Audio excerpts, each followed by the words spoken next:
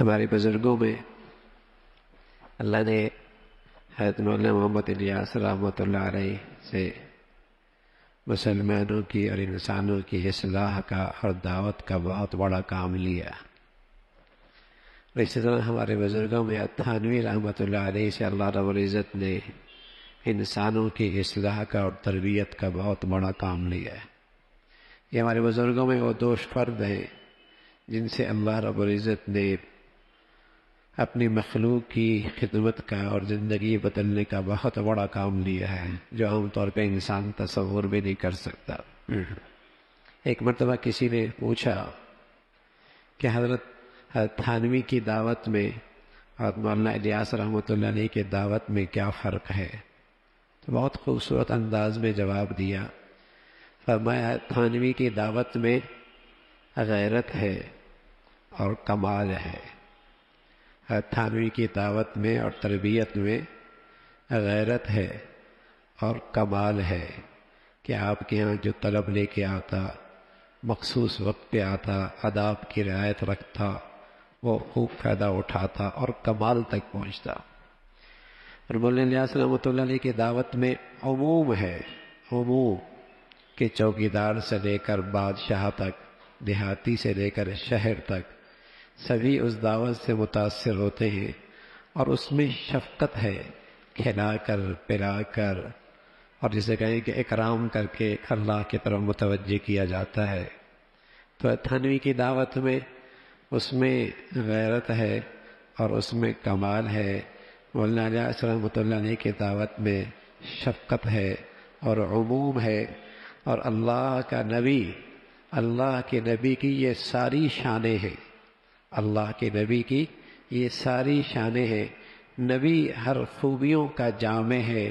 امت میں نبی کی شانیں تقسیم ہو گئی، کوئی کس چیز کا مظہر ہے، کوئی کس چیز کا مظہر ہے، کوئی کس چیز کا مظہر ہے۔ نبی ایک ایسی ذات ہے جس میں ساری خوبیاں، ساری شانیں اکٹھی ہیں۔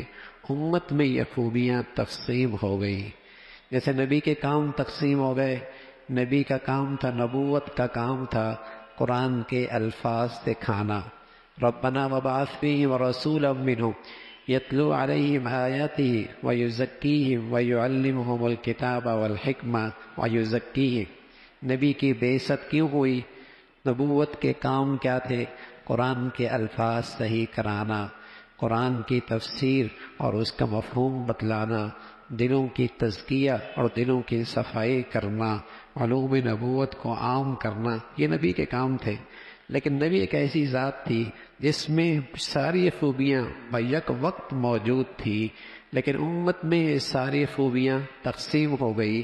کسی نے نبی کی اس شان کو لے لیا، کسی نے نبی کے اس کام کو لے لیا، کسی نے نبی کے اس کام کو لے لیا۔ الحمدللہ یہ سارے کام اور یہ ساری شانیں جب تک امت میں زندہ رہیں گی، امت میں دین اور ایمان کے لحاظ سے زندگی رہے گی۔ یہ ساری شانیں امت کی ضرورت ہے، انسانوں کی ضرورت ہے۔ یہ جب تک امت میں زندہ رہیں گی، امت کے اندر دینی ایمانی زندگی زندہ رہے گی۔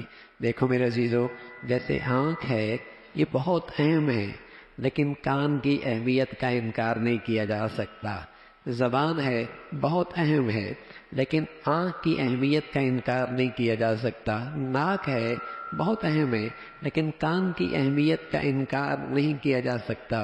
یہ کان بھی ہوگا، آنکھیں بھی ہوں گی، ناک بھی ہوگا، زبان بھی ہوگی، تب یہ پورا کہلائے گا۔ اسی طرح نبی کی یہ کام بہت اہم ہے، اور بس اوقات آنکھ بہت کام دیتی ہے، اتنا وہاں کان کا کام نہیں ہوتا، اور بس اوقات زبان بہت کام دیتی ہے، وہاں ناک کا اتنا کام نہیں ہوتا، لیکن اس کی اہمیت کا انکار نہیں ہے، اس کی اہمیت کا انکار نہیں ہے۔ اس لیے نبی کی جتنی شانیں ہیں اور نبی کے کام کی جتنی شکلیں ہیں سب اہم ہیں۔ ہاں کسی ماحول میں آنکھ کی زیادہ ضرورت پڑتی ہے، کسی ماحول میں کان کی زیادہ ضرورت پڑتی ہے۔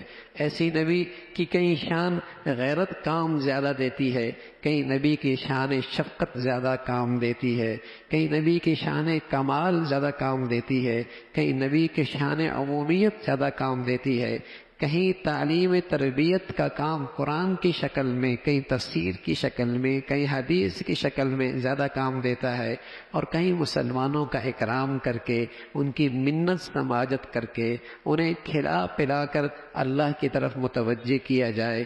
یہ سارے کام اس امت کی زندگی کی ضرورت ہیں، اور یہ سارے کام ایک دوسرے کے معاون ہیں۔ یہ سارے کام ایک دوسرے کے معاون ہیں۔ جیسے ایک گھر بن رہا ہے، کوئی فرش بنا رہا ہے، کوئی دیواریں بنا رہا ہے، کوئی چھت بنا رہا ہے، سب میرا ہی کام کر رہے ہیں، سب میرا ہی کام کر رہے ہیں۔ ایسی دین کی جتنی شکلیں ہیں الحمدللہ یہ سارے نبی کے گھر کی تعمیر ہے، نبی کے نبوت کی آبیاری کا سارا نظام ہے۔ یہ سب آپس میں باہمی ایک ہے۔ نبی کی جامعیت تھی، ساری خوبیاں نبی کے اندر تھی، امت میں یہ ساری شانیں تقسیم ہو گئی، اور جب تک یہ امت میں زندہ رہیں گی، امت کی زندگی دین پہ آتی چلی جائے گی۔